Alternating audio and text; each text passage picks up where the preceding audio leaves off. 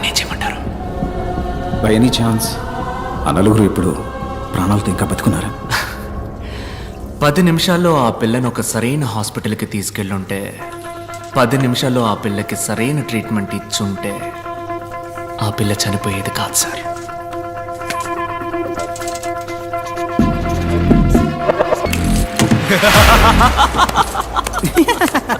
పది నిమిషాలు. అదే అదే సో యువర్ మిషన్ అకంప్లీష్డా?